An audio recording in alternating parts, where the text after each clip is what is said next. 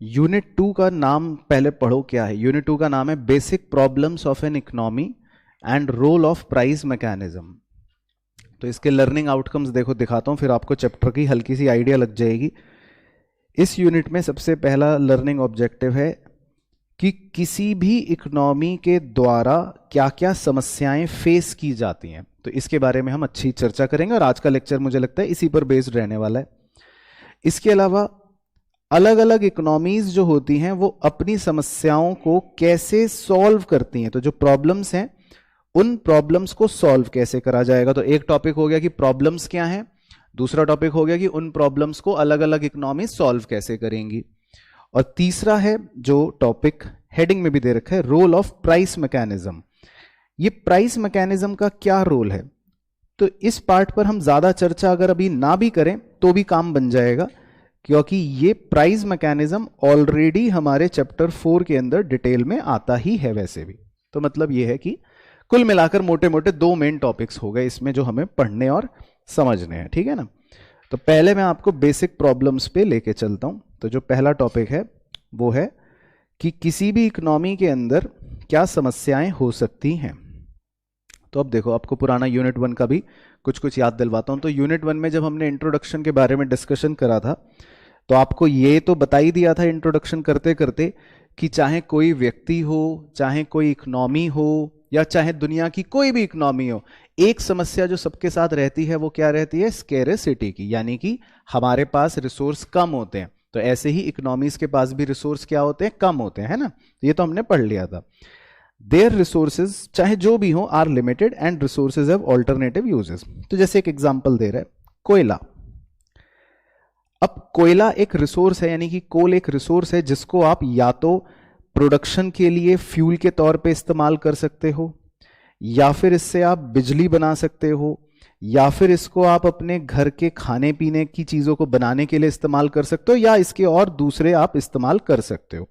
तो ये रिसोर्स तो एक ही है, लेकिन उसके इतने सारे ऑल्टरनेटिव यूजेस हो सकते हैं कि आप सारी चीजों में इस कोयले को इस्तेमाल नहीं कर पाओगे, किसी एक में ही कर पाओगे। तो इसीलिए स्केरसिटी जो होती है वो समस्या दुनिया के अंदर हर इकोनॉमी के साथ होती है। और स्केरसिटी यहां पर जो हम कह रहे हैं वो बेसिकली रिसोर्सेज के संदर्भ में कह रहे हैं, मतलब रिसोर्सेज की स्केरसिटी की बात कर रहे हैं, ठीक है ना। तो ये तो हो गया एक बेसिक इंट्रोडक्शन। अब आते हैं कि भाई आखिरकार किसी भी तरह की इकोनॉमी के अंदर, किसी भी तरह की का मेरा मतलब है 3 प्रकार की इकोनॉमियां होती हैं जो हम आगे चैप्टर में भी आपको पढ़ाएंगे। एक होती है कैपिटलिस्ट इकोनॉमी, एक होती है सोशलिस्ट इकोनॉमी, और एक होती है दोनों का मिश्रण यानी कि मिक्स्ड इकोनॉमी, जो हम आगे भी पढ़ेंगे। इन तीनों ही तरह की इकोनॉमीज के अंदर जो समस्याएं होती हैं उन समस्याओं को 4 हिस्सों में बांट दिया गया है, यानी कि 4 बेसिक इकोनॉमिक प्रॉब्लम्स में बांट दिया गया है। वो 4 प्रॉब्लम्स हैं क्या, पहले मोटा मोटा नाम पढ़ लेते हैं फिर एक एक करके बताता हूं। पहला नाम है what to produce. What to produce का मतलब है क्या बनाएं। दूसरी समस्या है how to produce. How to produce का मतलब है कैसे बनाएं। तीसरी समस्या है for whom to produce. For whom to produce का मतलब है किसके लिए बनाएं। और चौथी समस्या है what provisions are to be made for economic growth. Provisions का मतलब है कि भाई कितना, प्रोविजन मतलब होता है भविष्य के लिए संभाल के रखना, उसको यहां पे प्रोविजन कह रहा है। तो कितना भविष्य के लिए हम संभाल के रखें ताकि हम इकोनॉमिक ग्रोथ कर सकें। तो ये चारों समस्याएं हम डिटेल में आपके साथ समझेंगे वन बाय वन। तो ये नाम आपको याद रखने। तो एक बार बताओ कितनी समस्या हो गई हर इकोनॉमी के अंदर, 4 इकोनॉमिक समस्याएं हो गई हर इकोनॉमी के अंदर, है ना। तो ये रहा डायग्राम। आइए जी, तो पहली चर्चा करते हैं हम पहली समस्या पे डिटेल में, what to produce. Since the resources are limited, resources limited हैं, every society has to decide which goods और services should be produced and how many units of each good should be produced. तो यहां पर 2 keywords हैं, ध्यान रखना। पहला तो ये कि भाई सोसाइटी को ये डिसाइड करना है कि कौन से गुड्स बनाएं, एंड के बाद पढ़ना and how many units of each goods. तो इसका मतलब हो गया, हिंदी में लिख दूं, कि इसके अंदर दो समस्याएं हो गई कि कौन से गुड्स बनाएं, कि भाई आप जीन्स बनाओ, आप जूते बनाओ, आप शर्ट बनाओ, आप ब्रेड बनाओ, क्या बनाओगे? पहली दिक्कत तो ये। और मैं कह रहा हूं चलो ये पता भी चल गया कि चलो जीन्स बनाते हैं, चलो शर्ट बनाते हैं, तो उसी का सब दिक्कत ये कि कितनी बनाएंगे, कितनी जीन्स बनाओगे भाई? 500 जीन्स बनाओगे, 1000 जीन्स बनाओगे कि कितनी बनाओगे? तो मतलब इसी से जुड़ के दूसरा कीवर्ड बन गया हाउ मेनी यूनिट्स। तो इस प्रॉब्लम का पहला जो लाइन है वो आपके लिए इंपॉर्टेंट है, नोट मेकिंग में ध्यान रखना। तो व्हाट टू प्रोड्यूस का मतलब है कि भाई रिसोर्सेज जो है वो लिमिटेड हैं, तो समस्या ये है कि हमें क्या बनाना है, मतलब कौन से गुड्स बनाने हैं और कितने बनाने हैं। An economy has to decide whether more guns should be produced और more butter should be produced. तो कह रहा है, एक एग्जांपल दे रहा है कि इकोनॉमी को यह सोचना पड़ता है कि हम ज्यादा बंदूकें बनाएं या ज्यादा बटर बनाएं। और दूसरा एक और उदाहरण दे रहा है, whether more capital goods like machine, equipment, dam etc will be produced या more consumer goods such as cell phone will be produced। तो इसको मैं ब्लॉक कर देता हूं, इस एग्जांपल को अच्छा है कि भाई इकोनॉमी को ये डिसाइड करना है कि मैं ज्यादा कैपिटल गुड्स बनाऊं कि ज्यादा कंज्यूमर गुड्स बनाऊं। कैपिटल गुड्स का मतलब समझते हो आप? कैपिटल गुड्स होते हैं ऐसे जो प्रोड्यूसर्स के काम ज्यादा आते हैं, जैसे मशीन हो गई, इक्विपमेंट्स हो गए, इनको आप कैपिटल गुड्स कहते हो। और कंज्यूमर गुड्स वो होते हैं जो आपके और मेरे जैसे रोजमर्रा के घर के लिए इस्तेमाल में काम आते हैं, वो कंज्यूमर गुड्स होते हैं। तो इकोनॉमी को डिसाइड करना पड़ता है कि भाई क्या बनाए। Not only the society has to decide about what goods are produced, it has also to decide in what quantities each goods would be produce. तो देख रहे हो वही सेम लाइन रिपीट हो गई कि इकोनॉमी को क्या बनाए ये तो सोचना ही सोचना है, साथ ही साथ यह भी सोचना है कि कितना बनाए। तो इस समस्या के अंदर ध्यान रखना दो सब समस्याएं हैं कि कौन से गुड्स बनाने हैं और कितने बनाने हैं। क्लियर हो गए सब बच्चों को पॉइंट? तो नटशेल में, ओहो इन्होंने भी लिखा है नटशेल, इस society must decide how much wheat, how much hospital, how much school, how many machine, how many meter of clothes etcetera have to be produce. तो भाई इकोनॉमी को यह डिसाइड करना है कि क्या कितना बनाएं, गेहूं कितना बनेगा, अस्पताल कितने बनेंगे, मशीनें कितनी बनेंगी, कपड़ा कितना बनेगा, यह सब इकोनॉमी को डिसाइड करना पड़ता है। तो यह पहली समस्या हो गई व्हाट टू प्रोड्यूस। ठीक है,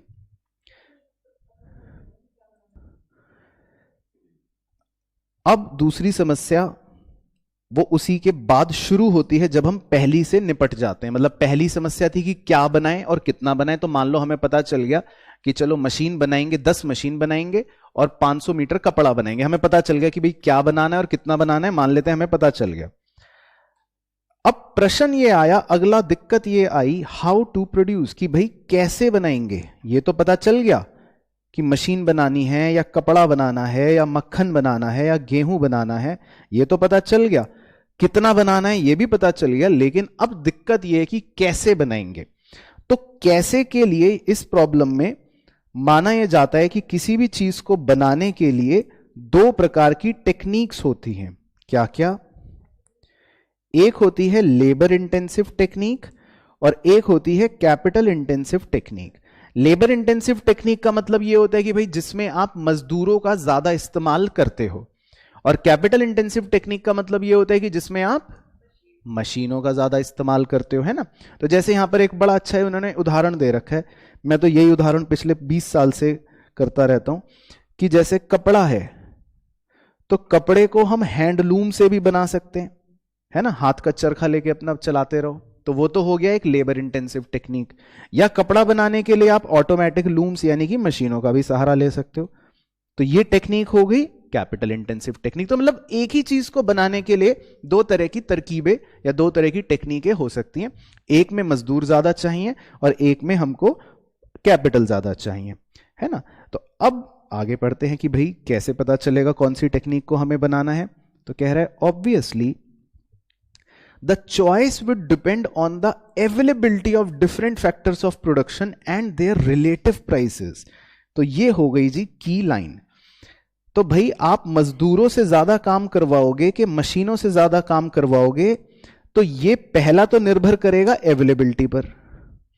तो मान लो कुछ इकोनॉमीज ऐसी होती हैं जैसे चाइना, वहां पे क्या है, लेबर बहुत ज्यादा है, लेबर की संख्या बहुत ज्यादा है और उनके प्राइजेस भी बड़े कम हैं। उनके प्राइजेस भी क्या हैं, बड़े कम हैं, तो हम अपनी चॉइस करते समय दो बातों का ध्यान रखते हैं कि भाई अवेलेबिलिटी कितनी है और उनके रिलेटिव दाम कितने। तो मान लो मशीन से बनाना आपको सस्ता पड़ रहा है, तो आप क्या बनाओगे? मशीन से बनाओगे। अगर मजदूर से बनवाना आपको सस्ता पड़ रहा है, तो आप कैसे बनाओगे? मजदूर से बनवाओगे। तो आपकी चॉइस डिपेंड करती है इस चीज पर कि आपके पास कितने मजदूर अवेलेबल हैं या कितनी मशीन अवेलेबल है और उनके रिलेटिव प्राइसेस क्या हैं, कौन सस्ता है कौन महंगा है। क्लियर हो गया पॉइंट? तो यही बात इसमें लिखा है। तो it is in the society's interest to use those techniques of production that make the best use of available resources. तो कह रहे हैं समाज की भलाई के लिए हमें उन टेक्निक्स का सहारा लेना चाहिए जिससे हम अपने रिसोर्सेज का बेस्ट यूज कर सके, है ना। तो ये एक सिंपल मतलब लॉजिकल पॉइंट हो गया। तो ये हमें पता चल गया कि अब कैसे बनाना है, ये भी समाधान हो गया। अब सबसे बड़ी दिक्कत जो आती है वो तीसरी वाली होती है, और ये थोड़ा कॉम्प्लेक्स भी है। फॉर हुम टू प्रोड्यूस, यानी कि इसको समझने के लिए हमें दोबारा शुरू से शुरू करना पड़ेगा। वो ये कि पहली समस्या ये थी कि क्या बनाएं। तो मान लो हमें पता चल गया कपड़ा बनाएं, फिर उसी के अंदर ये था कि कितना बनाएं, तो हमें ये भी पता चल गया कि चलो 500 मीटर बनाएं। फिर दूसरी समस्या आ गई कि कपड़ा बनेगा कैसे, मजदूर से बनेगा कि मशीन से बनेगा। तो मान लो हमें वो भी पता चल गया कि चलो मजदूर सस्ते मिल रहे हैं और अवेलेबल भी हैं, तो हमने सोच लिया चलो मजदूर से बनाएं। अब इस समस्या में क्या है कहानी, वो ये कि प्रोडक्शन के लिए अगर आपसे पूछा जाए कि प्रोडक्शन के लिए आप किसका योगदान मानते हो कि देश में जो प्रोडक्शन हो रहा है उस प्रोडक्शन में क्या आप रिच सेक्शन का योगदान मानते हो कि आप पुअर सेक्शन का योगदान मानते हो, तो अगर मैं आपसे पूछूं तो आपका क्या जवाब होगा? बोथ, यानी कि आप समझदार हो। तो इसका मतलब ये तो हम नहीं कह सकते कि सारा योगदान गुड्स बनाने में रिच का ही होता है, ऐसा तो नहीं कह सकते। या हम उल्टा भी नहीं कह सकते कि सारा योगदान गुड्स बनाने में सिर्फ पुअर का ही होता है, तो नहीं कह सकते। सब बच्चे एग्री कर रहे हैं, क्योंकि भाई रिच की भी जरूरत है, मशीनें खरीदनी है, महंगे इन्वेस्टमेंट्स करने, तो रिच करेगा। और मजदूर की भी, पुअर की भी जरूरत है, भाई लेबर वर्क है तो वो पुअर करेगा। तो दोनों का अपना अपना योगदान है, तभी देश में प्रोडक्शन हो रही है। पहले बोलो हाँ, ओके। तो अब ये पॉइंट उसी पर बेस्ड है कि चलो आउटपुट भी बन गया, मान लो कपड़े भी बन गए, या जो हम चाह रहे थे वो सारे गुड्स और सर्विसेज बन गए, यहां तक हम पहुंच गए। अब पॉइंट ये है कि ये किसको कितना दिया जाएगा, ये इसका डिस्ट्रीब्यूशन कैसे होगा। पता चला सारे डब्बे देश के हमने मुकेश अंबानी को दे दिए, तो क्या ये बात ठीक होगी? नहीं होगी ना, सबको मिलना चाहिए। तो ये समस्या यही है, पढ़ो कि another important decision which society has to take is for whom it should produce, किसके लिए बनाए। इस society can not satisfy each and every want of the people. तो क्या सोसाइटी सब लोगों की सारी वांट्स पूरा कर सकती है? नहीं कर सकती। Therefore it has to decide on who should get how much of the total output of the goods and services. तो बस ये आपकी की लाइन बन गई। ये समस्या है कि किस आदमी को आउटपुट का कितना हिस्सा दिया जाएगा, ये है समस्या। That is how the goods should be distributed among the members of the society. तो भाई मान लो मेरे पास चॉकलेट्स हैं, मेरे पास गुड्स हैं, और आप समाज हो, तो मैं किस बच्चे को कितनी चॉकलेट दूं, ये समस्या है। तो क्या करें sir? In other words, it has to decide about the shares of different people in the national cake of goods and services. तो मतलब वही मतलब हो गया, कह रहा है कि अगर सारे गुड्स और सर्विसेज को समझ लो एक केक लेकर आया हूं मैं, तो इस केक में से किस बच्चे को मैं कितना हिस्सा दूंगा, ये बड़ी समस्या है ना। तो यही समस्या है फॉर हुम टू प्रोड्यूस की। तो क्लियर हो गई समस्या? अच्छा, अब आपको लग रहा होगा सर इसका फिर समाधान क्या है। तो इसका क्या समाधान है? बराबर बांट दें, हैं?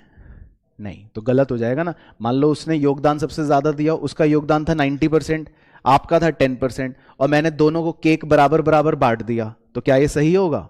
नहीं होगा ना।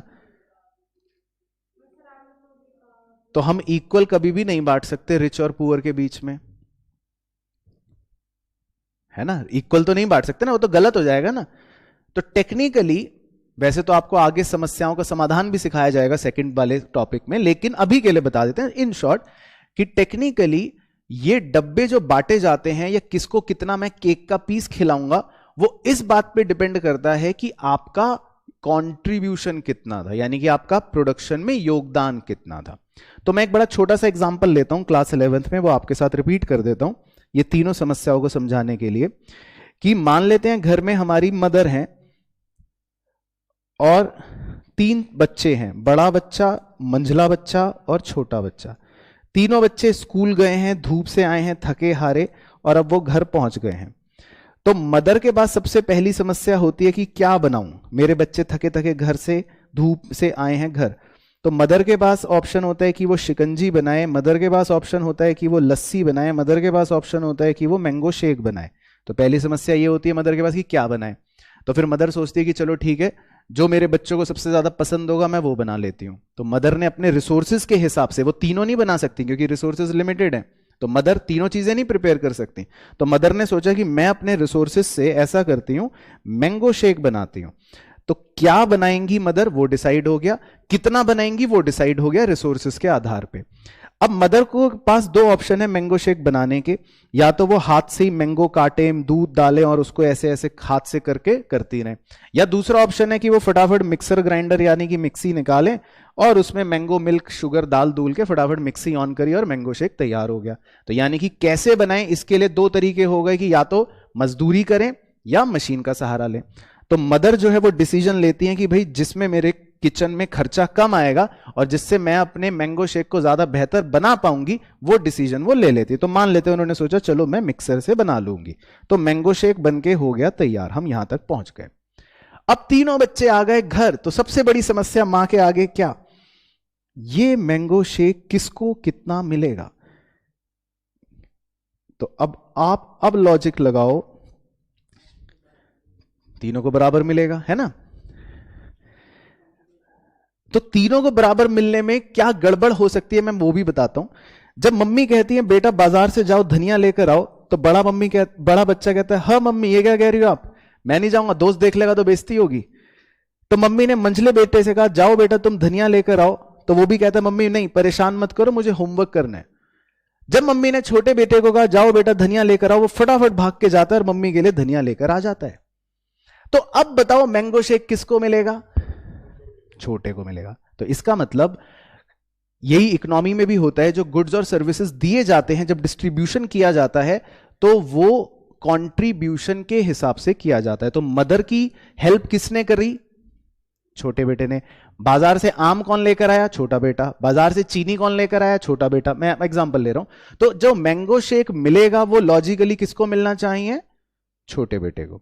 तो ये होता है तीनों समस्याओं का बेसिकली समाधान भी, और तीनों समस्याओं का एक समरी फॉर्म में जो हम कह सकते हैं। तो फॉर हुम टू प्रोड्यूस की समस्या ये होती है कि किसको कितना गुड्स हमें डिस्ट्रीब्यूट करना है, और उसका लॉजिकल आंसर ये होता है अकॉर्डिंग टू कंट्रीब्यूशन, है ना। तो हालांकि हमको करना नहीं है, अभी आगे समाधान आएगा। अब सर चौथी समस्या क्या है, चौथी समस्या जो है वो भविष्य को लेकर है। तो देखो आपको जब आप बहुत छोटे होते हो तब सिखाया जाता है कि भाई आप अपने रिसोर्सेस को आज खत्म मत कर देना, है ना, भविष्य में आने वाली जो पीढ़ी है उसका भी ध्यान रखना है। तो आप पढ़ो इस बात को ध्यान में रख के, a society would not like to use all its scarce resource for current consumption only.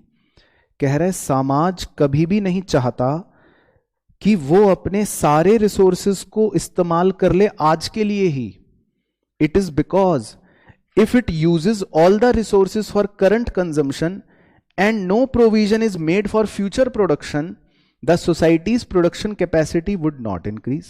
तो बात समझ आई कि भाई अगर हम आज ही सारे रिसोर्सेज को इस्तेमाल कर देंगे करंट प्रोडक्शन के लिए और भविष्य के लिए कोई प्रोविजन रखा नहीं हमने, तो फिर तो भविष्य में प्रोडक्शन बढ़ ही नहीं पाएगा। आपने सारे रिसोर्स आज ही खत्म कर दिए तो गड़बड़ हो जाएगी।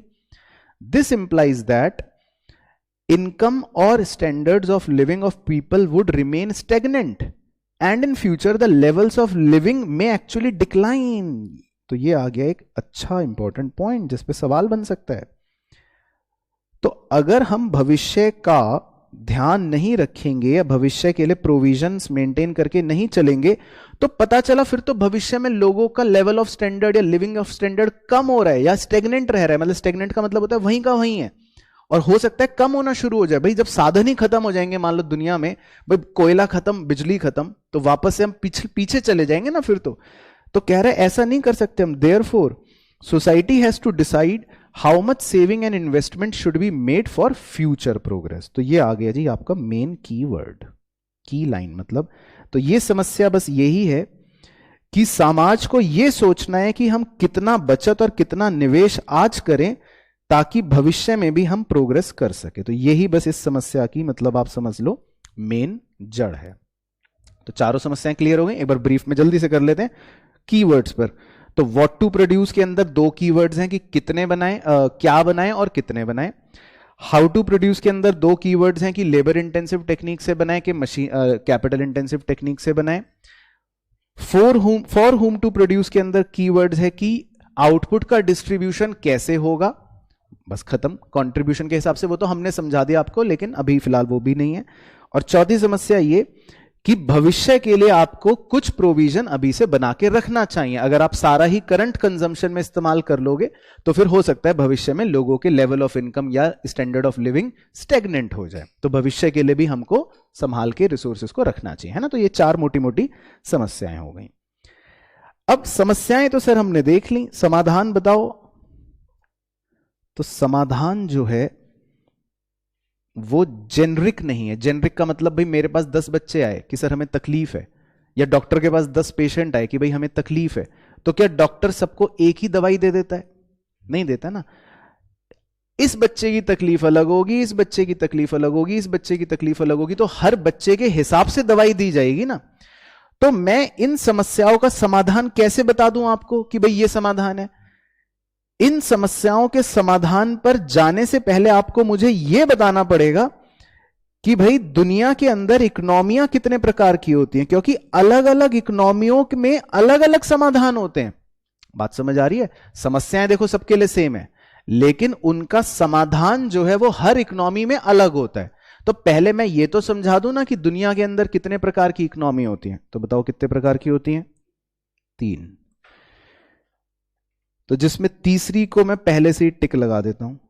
सर क्यों तीसरी को आप क्यों टिक लगा रहे हो पहले से? क्योंकि जब मैं पहले वाली को आपको गहराई से समझा दूंगा और फिर दूसरी वाली को आपको गहराई से समझा दूंगा तो तीसरी वाली ऑटोमेटिक आप समझ जाओगे, क्योंकि तीसरी वाली जो होती है वो क्या होती है? बेसिकली 1+2 होती है। ठीक है ना। तो हम पहली को समझ लेंगे, दूसरी को समझ लेंगे, दोनों को जोड़ना आपका काम है, तो तीसरी वाली अपने आप बन जाएगी। चलो, तो सर हमें पहली के बारे में इतनी डिटेल दो कि हम पागल हो जाएं। ठीक है, तो आज मेरा फोकस जो रहेगा वो पहली पर ही रहेगा, मैं दूसरी पे अगली कक्षा पे ही जाऊंगा, ऐसा मुझे लग रहा है, बाकी आपकी किस्मत। तो पहली कौन सी है?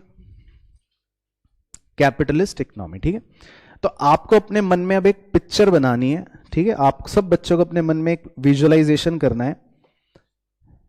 अब हम सबको यह सोचना है कि हम एक ऐसी जगह पर रहते हैं जहां पर मतलब जितने भी हम लोग हैं, फिलहाल इस क्लासरूम को आप मान लो यही हमारी इकोनॉमी है। ठीक है ना, इस क्लासरूम को ही मान लो ये हमारी इकोनॉमी है। तो जितने भी हम लोग अभी इस क्लासरूम के अंदर हैं, हम सब जो हैं वो निर्दयी हैं, हम सब सेल्फिश हैं। हम सब का उद्देश्य है कि बस मेरे को अपना भला करना है, मुझे पैसे कमाने। हम सबको यह सोचना पड़ेगा थोड़ी देर के लिए। ठीक है, तो हो सकता है आपकी एथिकल वैल्यूज, आपके मोरल प्रिंसिपल्स आपको रोक रहे हो ये सोचने से, लेकिन ऐसा सोचो, बुरा इंसान बनने का सोचो। ठीक है, और हमें कोई भी गरीब दिखेगा तो हम उसका शोषण करेंगे। ठीक, हाँ ठीक है, तो ऐसा सोच पा रहे हो आप? हाँ, ऐसा सोचना है आपको, थोड़ी देर के लिए बुरे इंसान बन के सोचना है। अच्छा, तो अब देखो कहानी कहां क्या है। Capitalism, the predominant economic system in the modern global economy, is an economic system in which all means of production are owned and controlled by private individuals for profit. तो देखो मैं अंडरलाइन करता रहूंगा हर मुद्दे की बात। मतलब ये कैपिटलिज्म एक ऐसा मॉडर्न इकोनॉमी का सिस्टम होता है जिसमें सारे साधन जो होते हैं, ऑल मीन्स ऑफ प्रोडक्शन का मतलब होता है जो साधन होते हैं, प्रोडक्शन करने के साधन होते हैं, रिसोर्स होते हैं, उन सारे रिसोर्सेस को कंट्रोल करना या उन सारे रिसोर्सेस को ओन करना, उनके जो मालिक होते हैं वो कोई ना कोई प्राइवेट इंडिविजुअल्स होते हैं और उनका उद्देश्य क्या होता है? मुनाफा कमाना। तो हो सकता है इस क्लासरूम में हमने जो इकोनॉमी बनाई इसके अंदर जितने भी रिसोर्स आप देख रहे हो, एसी, पंखा, ये वो, जितने भी टेबल, चेयर, प्रोजेक्टर, वो सब जो है वो आप सब में से, हम मेरे में से ही, हम सब जो है इसको मिलके कोई ना कोई ओन कर रहा है और कंट्रोल कर रहा है। सारी चीजों का कंट्रोल किसके पास है? किसी ना किसी प्राइवेट इंडिविजुअल के पास है। In short, private property is the main stay of capitalism and profit motive is it's driving force. तो ये मैंने आपको पहले ही सुझवा दिया। इस इकोनॉमी में या इस सिस्टम के अंदर ड्राइविंग फोर्स क्या है, मतलब कि एक मोटिवेशन क्या है हम सबके मन में? प्रॉफिट कमाना। हाँ, प्रॉफिट कमाना। Decisions of consumers and business determine economic activity. Ideally the government has a limited role in the management of the economic affairs under this system. तो ये सब बातें मैं भी बताऊंगा। Some examples of capitalist economy में include US, UK, Hong Kong, south Korea etcetera. तो यहां तक की लाइन का मतलब है कि भाई इकोनॉमी के अंदर क्या गतिविधि होगी इसका डिसीजन ग्राहक और बिजनेस जो है ये करते हैं।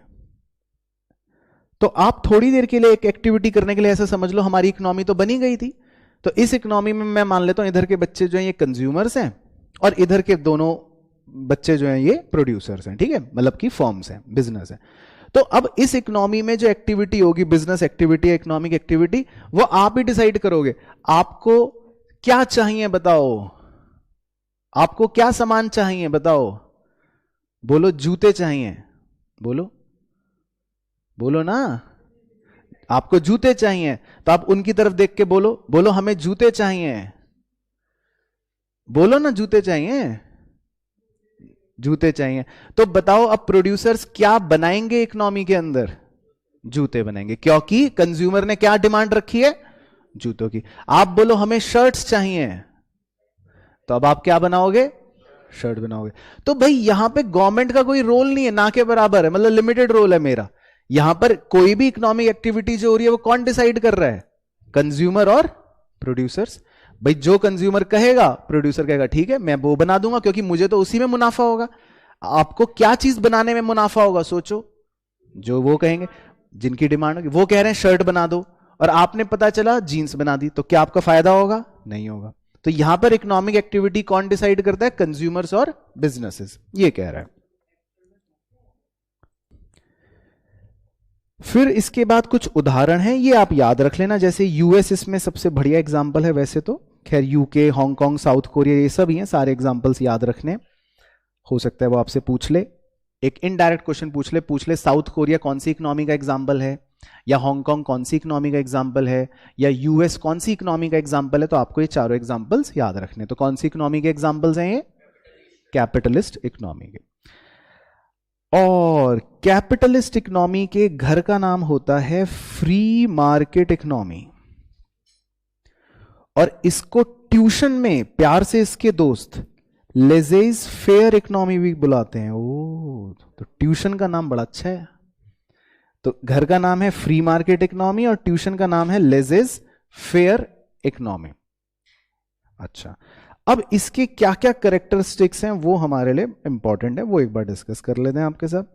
सबसे पहला है right to private property. Right to private property का मतलब यह है कि यहां पर इस इकोनॉमी में जितने भी चीजें हैं, जितने भी प्रोडक्टिव फैक्टर्स हैं, या जितने भी कह लो साधन हैं, उन सारे साधनों का कौन ओनर है और कौन उनको कंट्रोल करता है? प्राइवेट ओनर्स कंट्रोल करते हैं, है ना। तो ये ऑटोमेटिकली डेफिनेशन से निकल गया पॉइंट। इसी तरह दूसरा, freedom of enterprise. Freedom of enterprise का मतलब है हर इंडिविजुअल, चाहे कंज्यूमर हो, चाहे प्रोड्यूसर हो, चाहे ओनर हो, is free to engage in any type of economic activity. उस पर कोई रोक टोक नहीं है। आपको जो इकोनॉमिक यानी कि आर्थिक गतिविधि करनी है आप कर सकते हो, है ना। आपने शर्ट खरीदनी थी, शर्ट खरीद ली, जूते खरीदने हैं, जूते बेच दिए। मतलब सरकार कुछ नहीं कहेगी। आपको ड्रग्स खरीदना है, ड्रग्स खरीद लो, जो खरीदना है जो खरीद लो। मतलब सरकार का कोई रोल नहीं है, फ्री हो आप। ये बढ़िया सर, फिर यहीं चलते हैं हम तो। उसके बाद 3, freedom of economic choice, all individual are free to make their economic choices regarding consumption, work, production, exchange. तो देखो आपके पास इकोनॉमिक चॉइस की भी फ्रीडम है, यानी कि आप कोई भी इकोनॉमिक चॉइस कर सकते हो। भाई आपका पैसा है, आपको कंजम्पशन करना है, खर्च करना है, कर दो। आपको काम में लगाना है, काम कर लो। आपको प्रोडक्शन करनी है, कर लो। आपको किसी के साथ एक्सचेंज करना है, कर लो, एटसेट्रा। मतलब आपके पास पूरी इकोनॉमिक चॉइस है, आप कोई भी चीज करो, आपका पैसा है, कुछ भी करो। हम सब ने पहले ही क्या सोच लिया, हम सबका ड्राइविंग फोर्स क्या है, मोटिवेशन हमें किस चीज से मिलती है, प्रॉफिट से। तो profit motive is the driving force, यानी कि यहां पर कोई भी इकोनॉमिक गतिविधि जो हो रही होती है उसके पीछे हम सबकी या जिस भी ड्राइविंग फोर्स मतलब मंशा जो है वो क्या है, मुनाफा कमाने की। तो ये हो गया profit motive is the driving force. तो देखो यही लिखा है, in free enterprise economy and direct all economic activities, desire for profits induces entrepreneurs to organize production so as to earn maximum profit। इसका मतलब ये प्रॉफिट मोटिव का ही एक तरह से कह सकते हो एक मोटिवेशन मिलता है एंटरप्रेन्योर को, जिससे वो और ज्यादा इन्वेस्ट करने का सोचता है ताकि मैं और ज्यादा मुनाफा कमा सकूं। तो यहां पर मोटिव ही सिर्फ है मुनाफा कमाने का। 5वां, कंज्यूमर सोवरेनिटी। तो कंज्यूमर सोवरेनिटी का मतलब यह होता है कि यहां पे ग्राहक ही कौन है, भगवान है। यानी कि कंज्यूमर इज किंग। ये देखो लिखिए पहली लाइन में, consumer is suppose to be the king. यहां पे कंज्यूमर जो है वो किंग है, वो ग्राहक जो है वो भगवान के बराबर है। Consumer sovereignty means that buyers ultimately determine which goods and services will be produced। ये लो, ये लाइन दोबारा हाईलाइट कर रहा हूं। यहां पे कौन अल्टीमेटली डिटरमाइन करेगा कि क्या बनेगा, बायर्स। इन्होंने डिसाइड करा था ना कि हमें जूते चाहिए, इन्होंने डिसाइड करा था हमें शर्ट चाहिए, एंड इन व्हाट क्वांटिटीज, कितना चाहिए ये भी आप ही बताओगे। Consumers have unbridled freedom to choose the goods and services which they would consume. मतलब वही, मतलब देयरफॉर के बाद पढ़ो, इसीलिए producers have to produce goods and services which are preferred by the consumers. तो इसीलिए आपको कौन से गुड्स और सर्विसेज बनाने जो ये चाहते हैं, है ना। तो in other words, based on the purchases they make, consumer decides house the economic limited resources are allocated. तो फिर से हाईलाइट, तो इसीलिए इस इकोनॉमी में कौन डिसाइड करता है कि रिसोर्सेज कैसे एलोकेट होंगे, कंज्यूमर। तो इसीलिए कंज्यूमर को हमने सीधा क्या लिख दिया, भगवान या किंग। तो इस पॉइंट का मतलब है कंज्यूमर सोवरेनिटी। 6, कंपटीशन।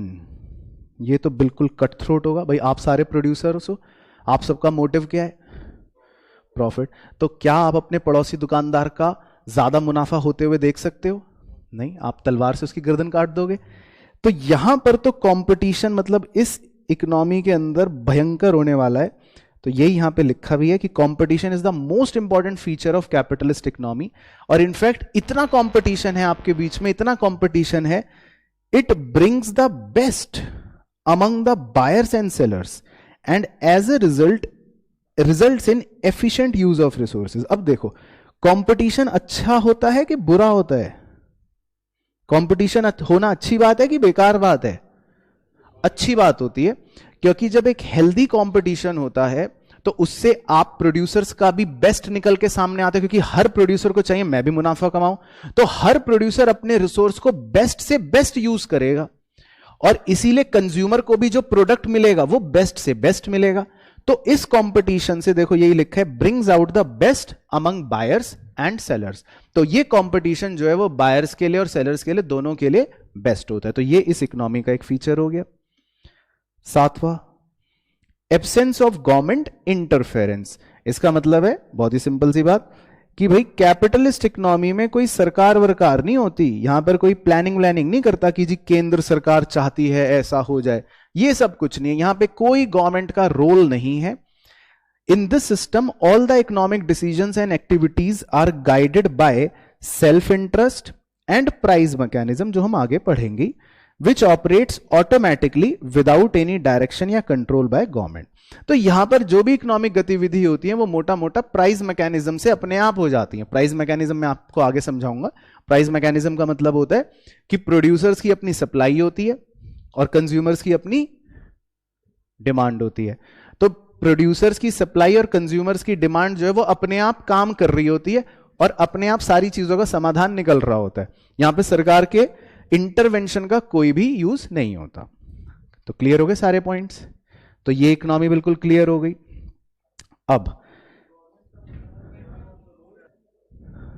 अब सबसे बड़ा पॉइंट, तो पहले ये बताओ कैपिटलिस्ट इकोनॉमी में सब कंफर्टेबल हो गए, सारे फीचर अच्छे से समझ आ गए। अब मैं समाधान बताने वाला हूं, तो सब बच्चे ध्यान से सुनेंगे समाधान।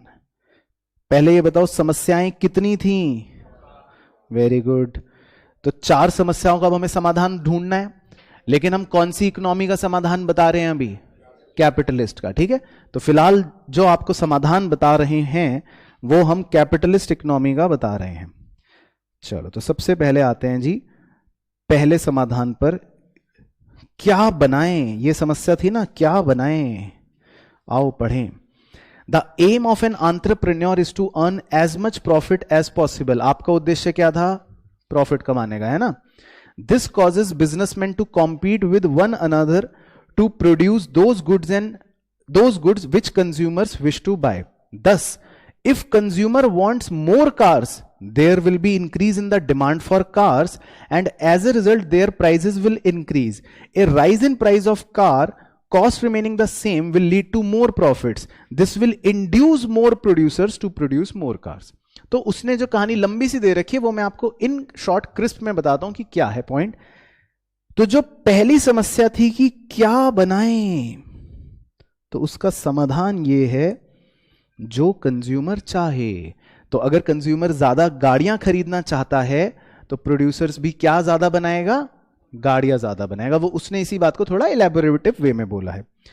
On other hand, if the consumers demand for cloth decreases, its price would fall and profits would go down. Therefore business firms have less incentive to produce cloth and less of the cloth will be produced. अगर consumer कम कपड़े खरीदना चाहते हैं तो producers भी कपड़े कम बनाएंगे। तो समझ आ गया यहां पे समाधान क्या है। तो इस इकोनॉमी में क्या बनाएं, इसका समाधान क्या है? जो कंज्यूमर चाहे। 3 अक्षरों में समाधान समाप्त। कि क्या बनाएं, इसका समाधान क्या है? जो कंज्यूमर चाहे। ठीक है। 10, more of car and less cloth will be produced in such economy. In capitalist economy, the question regarding what to produce is ultimately decided by the consumer. लो फिर से हाईलाइट कर देते हैं कि भाई क्या बनाएं, इस सवाल का समाधान अल्टीमेटली कंज्यूमर ही डिसाइड करता है, जो अपनी इच्छा जाहिर कर देता है कि भाई मैं तो ये सामान खरीदना चाहता हूं, तो फिर वही सामान बन जाता है। तो पहला समाधान क्लियर। अब दूसरी समस्या ये थी कि भाई कैसे बनाना है। ये तो आपने सोच लिया कि जो ये कहेंगे वो बनाएंगे। जूते कहें तो जूते बनाए, चप्पल गई तो चप्पल बनाए, गाड़ी गई तो गाड़ी बनाई, जो वो कहेंगे वो बनाएंगे। अब कैसे बनाओगे? पढ़ो आगे। An entrepreneur will produce goods and services choosing that technique of production which renders his cost of production minimum. भाई आपका उद्देश्य यहां पर क्या है? आप कैसे व्यक्ति हो? प्रॉफिट कमाने वाले। तो आप मशीन का ज्यादा उपयोग करोगे कि मजदूर का ज्यादा उपयोग करोगे? जिसके पैसे कम होंगे। सीधी बात है, आपको तो अपना मुनाफा देखना है। तो जिस भी चीज से आपका प्रोडक्शन सस्ता पड़ने वाला है, आप सिंपल सी बात है उससे बनाओगे। मजदूर सस्ते हैं तो मजदूर से बनवाओगे, मशीन से सस्ता पड़ रहा है तो मशीन से बनाओगे। सिंपल। तो ये समस्या भी समाधान हो गई। तो यही लिखा है, if labour is relatively cheap he will use labor intensive method, and if labor is relatively costlier then he will use capital intensive method. Simple हो गया पॉइंट। तो क्या बनाओगे आप? जो ये कहेंगे। कैसे बनाओगे आप? जिसमें कॉस्ट मिनिमम लगे। सिंपल। अब किसके लिए बनाओगे? तो ये तो मुझे लगता है कि पूछना ही बेकार है कि किसके लिए बनाओगे। तो आपने जूते चप्पल गाड़ी वाड़ी सब बना ली, ठीक है, आप सबका सामान रेडी हो गया। अब इधर कुछ बच्चे गरीब हैं, कुछ बच्चे अमीर हैं, तो बताओ आप किसके लिए बनाओगे? आप गरीबों के लिए बनाओगे इधर सामान या अमीरों के लिए बनाओगे? आपको मुनाफा ज्यादा किससे कमाने को मिलेगा?